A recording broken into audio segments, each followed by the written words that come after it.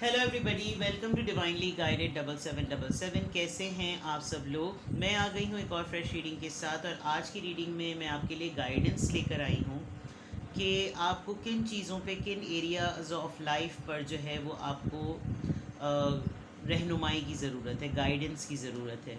तो चेक करेंगे कि अभी जो आपकी करंट एनर्जीज चल रही हैं उसमें फिर ऑरिकल्स के थ्रू आपको क्या करना चाहिए है, आप किस फ्रेम ऑफ माइंड में हैं, और आपके लिए फिर क्या पॉसिबल आउटकम हो कि आप अपनी रेगुलर सिचुएशन को कंट्रोल कर सकें। ठीक है, तो ये टाइमलेस जनरल और कलेक्टिव रीडिंग होगी।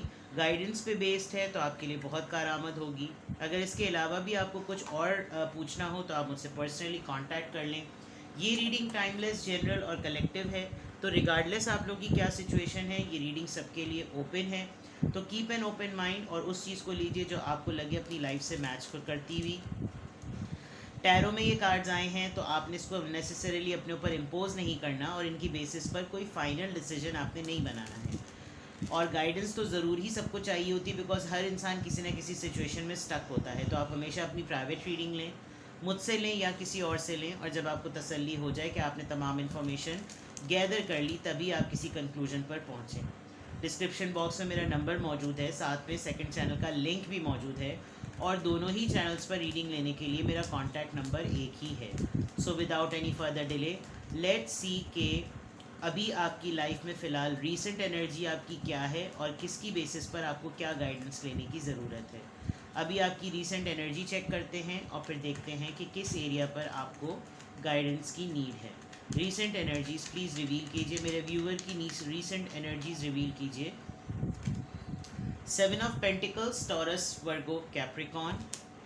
Three of swords, Libra, Gemini, Aquarius. The lovers, आपकी लव लाइफ रिफ्लेक्ट हो रही है यहाँ पर। And then the world. Okay, जिस चीज़ पे आपको गाइडेंस की ज़रूरत है वो आपकी लव लाइफ यहाँ पर रिफ्लेक्ट कर रही है।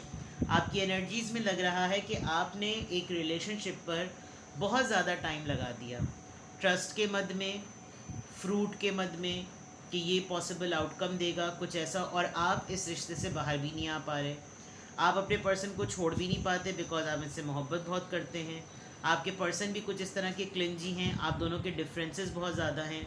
कभी कभी तो आपका लिटरली चीखने का दिल करता है कि आप इस रिलेशनशिप में रहते हुए बहुत हर्ट हो गए हैं, बिकॉज आपसे अब सब्र जो है ना अब आपसे नहीं होता, आप बहुत पेन फील करते हैं। वो तमाम चीज़ें जो बहुत सारे लोग आपके साथ मिलकर रिलेशनशिप उन्होंने स्टार्ट किया होगा, उनके फैमिलीज़ बन गई होंगी, उनके बच्चे हो गए होंगे, लेकिन आप अभी भी इंतज़ार में हैं कि कब अब्बा मरेंगे और कब बैल बटेंगे माजरत के साथ। यानी ये मैं कतई ये नहीं कह रही कि खुदा ना खास्ता किसी के फादर की डेथ हो जाए, एक मिसाल है कि यानी कि जो जब दिन बदलने की बारी आती है तो ये मिसाल कोट की जाती है। आप अभी करंट सिचुएशन या आपकी करंट एनर्जीज ऐसी रिवील करें कि आप बहुत हर्ट हो गए हैं, अब आपसे पेशेंस से काम नहीं लिया जाता, लेकिन आपका पर्सन क्लिंजी है या आप उसके अलावा कहीं कुछ नहीं कर सकते। आप लॉन्ग डिस्टेंस रिलेशनशिप में हैं, आप दोनों एक दूसरे से दूर हैं, या क्या हुआ, कोई एक चला गया, अब कोई क्लोजर नहीं है। आपकी इस वक्त पूरी जिसमें लग रहा है कि जिसमें आपको गाइडेंस की नीड है, वो सिर्फ़ और सिर्फ आपकी लव लाइफ है, जिसकी वजह से आप बाकी चीज़ें तो मुझे नहीं पता, मैं सोशल लाइफ को भी रिवील करने की कोशिश करूँगी, लेकिन अभी एट द मोमेंट ऐसा लग रहा है कि आप अपनी लव लाइफ में स्टक हैं। आपको नहीं समझ में आ रहा कि मुझे नज़र आ रहा है कि मेरा इसके साथ कोई फ्यूचर नहीं है, मुझे नज़र आ रहा है कि मैं हर्ट हूँ, मुझे नज़र आ रहा है कि ये पर्सन मुझे बार बार मेरा दिल दुखाता है, मुझे नज़र आ रहा है कि मैंने बहुत साल इन्वेस्ट कर दिए, मुझे नज़र आ रहा है कि ये मुझसे दूर है, उसके बावजूद भी मैं इससे नहीं निकल पा रही या नहीं निकल पा रहा, तो मैं करूँ तो फिर मैं क्या करूँ। ठीक है, ये तो हो गया आपकी लव लाइफ को रिवील कर रहा है। मैं आपकी सोशल लाइफ को भी चेक करती हूँ कि आपकी रेगुलर लाइफ में अपार्ट फ्रॉम लव लाइफ इसके क्लैरिफायर्स मैं अलग निकालूंगी, और सोशल लाइफ, रेगुलर लाइफ की एनर्जी रिवील कीजिए, current energies of their regular life besides love. Devil, Capricorn, six of swords, Libra, Gemini, Aquarius. Six of cups, six of six किसी के लिए बहुत इंपॉर्टेंट हो सकता है। And then ten of cups, Cancer, Scorpio, Pisces. इस person ने या तो शादी कर ली है आपसे दूर होने के बाद, या फिर आपको यहाँ पर भी अगर मैं आपकी सोशल लाइफ चेक करूँ तो आप बहुत मतलब माजरत के साथ आप बहुत कड़वे हो गए होंगे। कोई आपको बैठकर समझाने की कोशिश करता होगा तो आप एकदम से फटाक से उससे बोल देते हो बकवास करने की ज़रूरत नहीं है, ये सब फजूल की बातें होती हैं, मुझे समझाने की ज़रूरत नहीं। आपका हर चीज़ को लेकर, अपनी लाइफ को लेकर एक नेगेटिव अप्रोच हो गई है। कुछ नहीं होता इन बातों से, कुछ नहीं रखा मीठे बनकर, कुछ नहीं पड़ा निभा कर, सब धोखा देते हैं, सब मतलब के होते हैं। क्योंकि आप ऊपर हर्ट हैं तो आप अपनी रेगुलर लाइफ को भी उसका इम्पैक्ट आपके ऊपर आ रहा है।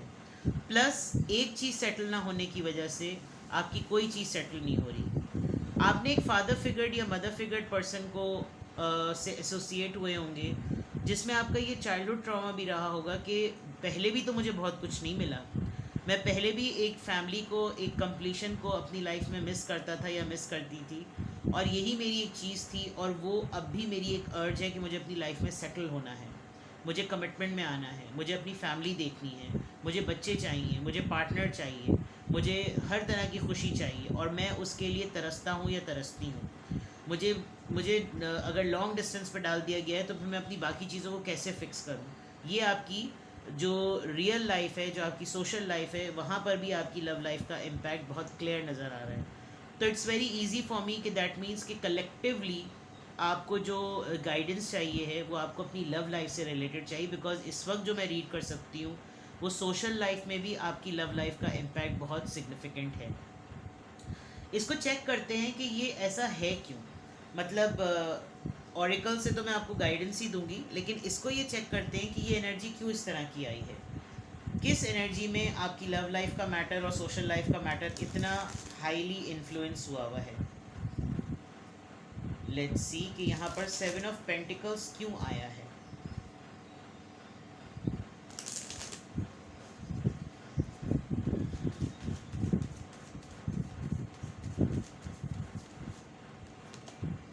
एक्सेप्टेंस।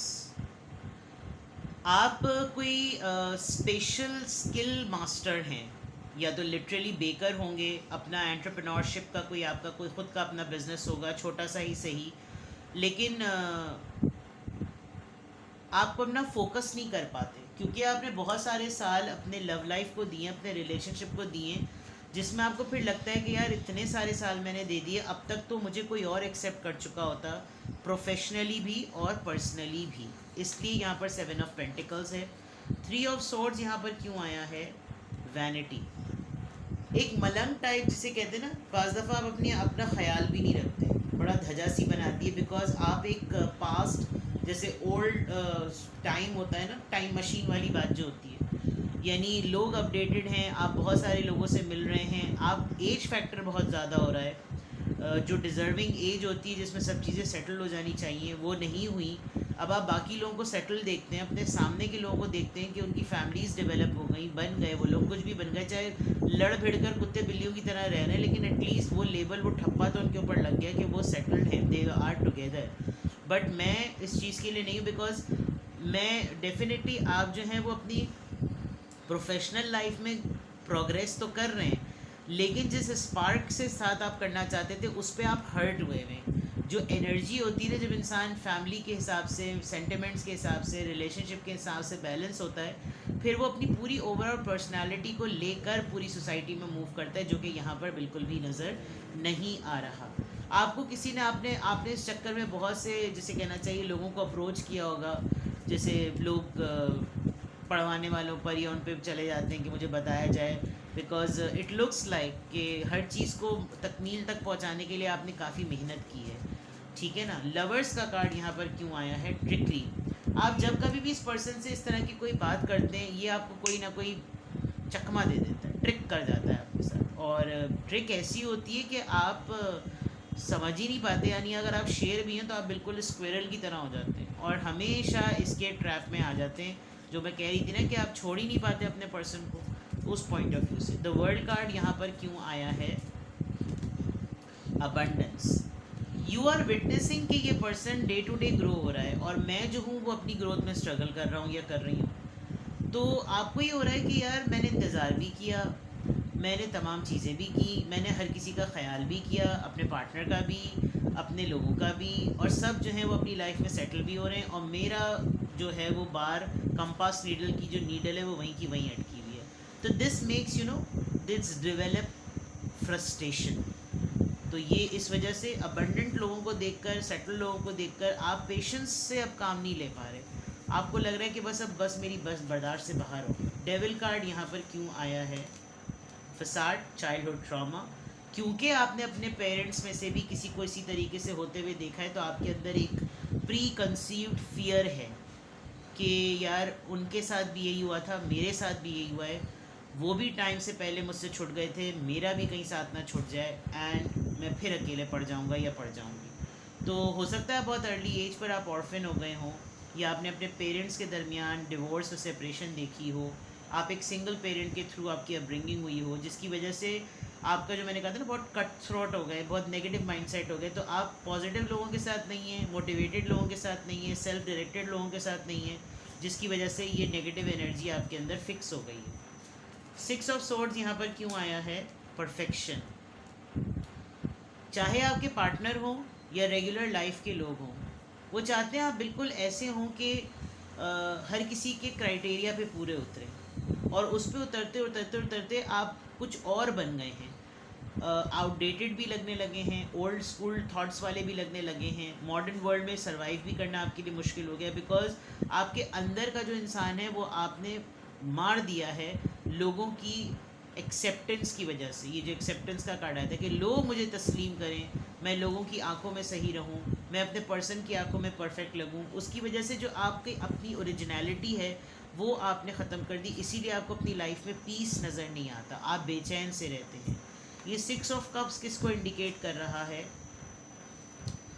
ग्रैटिट्यूड। हो सकता है इस पूरे प्रोसीजर में आप एक अपने किसी ख़ास दोस्त, किसी ख़ास बहन, किसी यूनिवर्सिटी मेट, किसी ऐसी कुलीग जिसका आपने बहुत अच्छा वक्त गुजारा, जिसका आपने बहुत साथ दिया, आपको वहाँ से वो रिस्पॉन्स, वो रिएक्शन नहीं मिला जो आप डिज़र्व करते थे। यानी शुक्राने के बजाय कुफराने वाली बात हो गई कि सब कुछ भुला दिया गया कि आपने उसके लिए क्या कुछ किया है। तो ये भी चीज़ आपको बहुत तकलीफ़ देती है। शायद ये एक वो वाहिद इंसान है जिससे आप अपनी ज़िंदगी की बहुत पर्सनल बातें शेयर करते थे, लेकिन आपको वहाँ से भी कोई ना कोई ऐसी चीज़ मिली, या आप अपने इस हार्ड टाइम पर इस पर्सन को बहुत शिद्दत से याद करते हैं, बिकॉज आपको लगता है कि नो मैटर व्हाट, कुछ भी था या कुछ भी है, ये वो वाहिद इंसान है जिस पे मैं काउंट डाउन कर सकता हूँ या कर सकती हूँ। 10 ऑफ कप्स यहाँ पर क्यों आया है?